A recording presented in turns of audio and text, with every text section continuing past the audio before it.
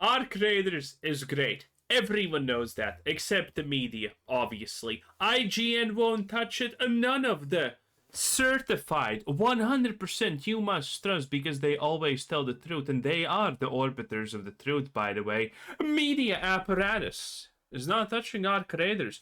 Interesting. I wonder why. Oh, because it doesn't have any filthy wokeness inside of it? Because it's just a fun game? Because it has, actual real body types? Strange stuff. The access media will sit here and praise titles like The Last of Us Part 2, Dragon Age the Veilguard, and even something like Suicide Squad Kill the Justice League, but their bias is, of course, very, very apparent because now they are even refusing to review hit indie games. I have a few different things to show off, but before I get into the topic, if you enjoy the content I create, check out the links in the description, join the community in my live streams, and consider supporting through Patreon or YouTube memberships. Now, I personally think that indies and AA's are the best part of the video game industry. They deserve so much credit. At this point, yeah. Indies have completely eclipsed, especially this year. Last year was pretty good for indies, I think, but I mean, this year has slapped so hard with non-stop indies that are selling in the millions. And absolutely humiliating the AAA slop train. For doing so much with so little. Small teams, small budgets, not as many resources as these large AAA companies, and yet they're putting out high quality performances time and time and time again because indie developers and AA developers are focused on making fun experiences. They don't usually give a fuck about shoving a narrative into a product. They just want you to walk away remembering their title because it was fun, high quality entertainment, and that magic has been lost when it comes to AAA games. Dragon Age the Veilguard, Suicide Squad Kill the Justice League, all of these different games either. Man, the fact that Suicide Squad no longer exists makes me so sad. That was a great thing to make fun about. Take existing franchises and series and butcher them, and they modernize them, or they're brand new experiences like, I don't know, South of Midnight, and they're more focused on what they want the player to take. South of Midnight, by the way, is officially considered a AAA release because of how much it cost. South of Midnight had how much? 2.7k people playing at peak? Like, literally no one played it. Or did it have even lower? I don't remember, but I mean, that game cost multiple hundreds of millions to make. Take out of it. They don't want to leave any question marks in your mind about the narrative, which sometimes can work, but generally I think that it's good to get people's brains thinking about a story, get the cogs turning in their mind. But when it comes to newer Indian AA games, the access media is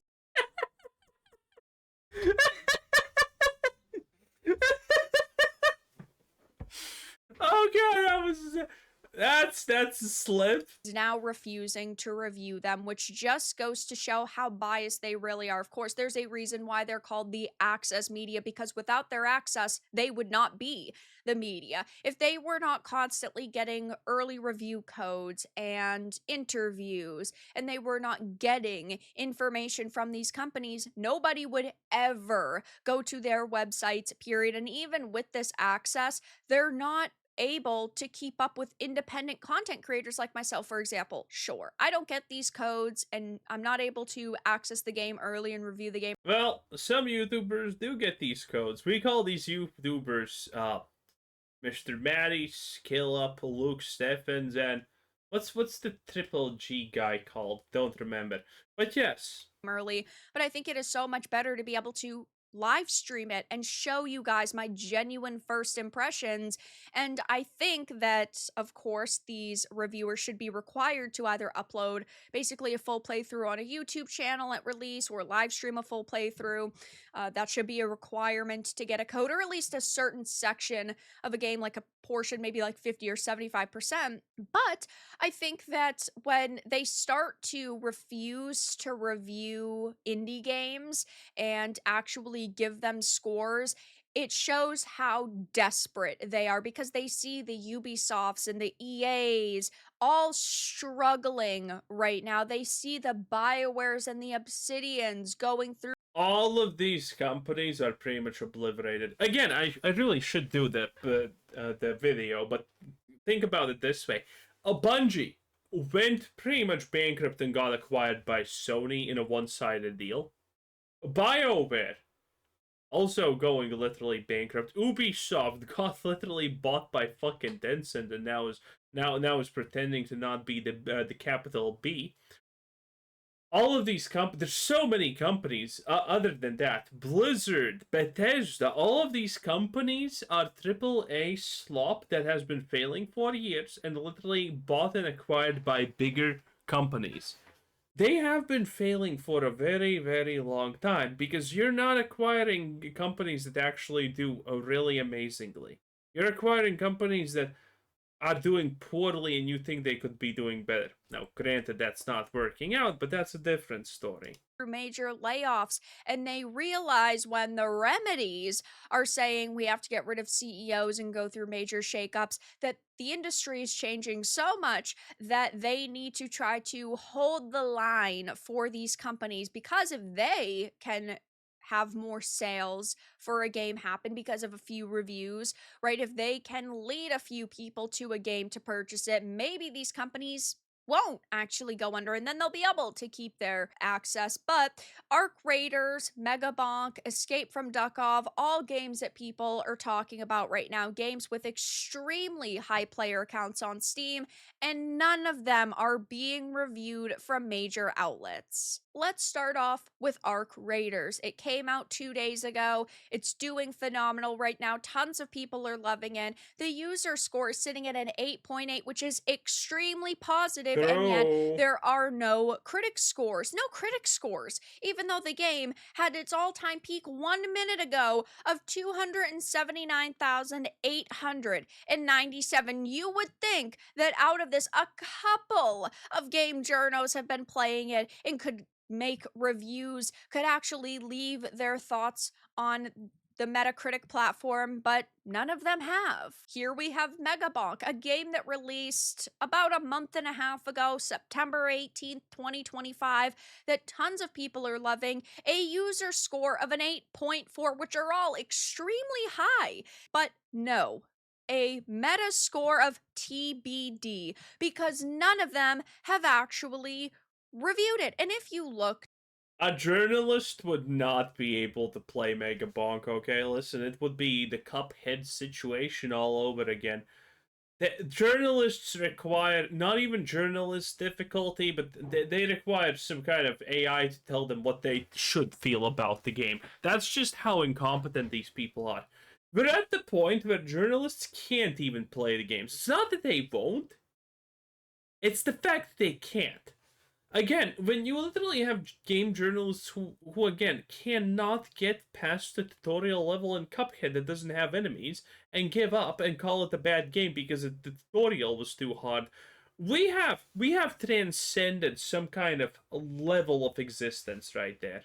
down here at the latest critic review page, sure, there are technically some outlets that are leaving it reviews, but we are talking about very small outlets in most cases. Like Destructoid is the largest here. Otherwise, we have Game Reactor. We The hell is have that? Game 8. So we are not talking about the Polygons and Kotakus.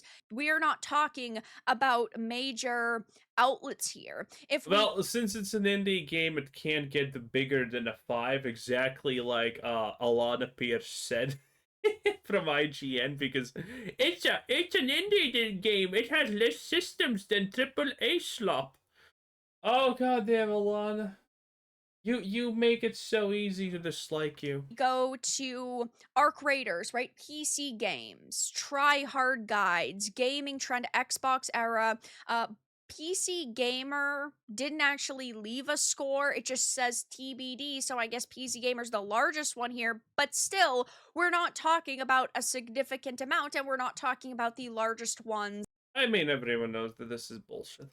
in the industry, except for there is peasy gamer. But if we even go to Escape from Duckov, we are talking actually about a little bit of a different situation because user score sitting in an 8.5, the critic scores actually sitting at a 77. So some of them Well, it's again, it's not a AAA game. The only good scores are for AAA games. Otherwise, you know. have rated it, but we're also talking about very small outlets, except for, I think, an IGN France. So GameGrin, The Games Machine, GameSurf, Game8, GameStar, Movie Games and Tech is this fucking AI. I'm not trying to be mean here, but I've never heard of any of these outlets, and so I don't. It probably is AI because no one's just starting a, games news company out of the blue because it's ass.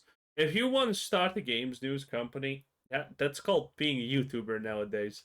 Necessarily know like if you should trust them and trust their scores. I have played Escape from Duckov. I think that it is phenomenal, and I've also played Arc Raiders. I also think that it's very good. I haven't played Megabonk. I know so many people have told me it's great, but I've seen so much gameplay of it. I've heard so many good things. Megabonk is great.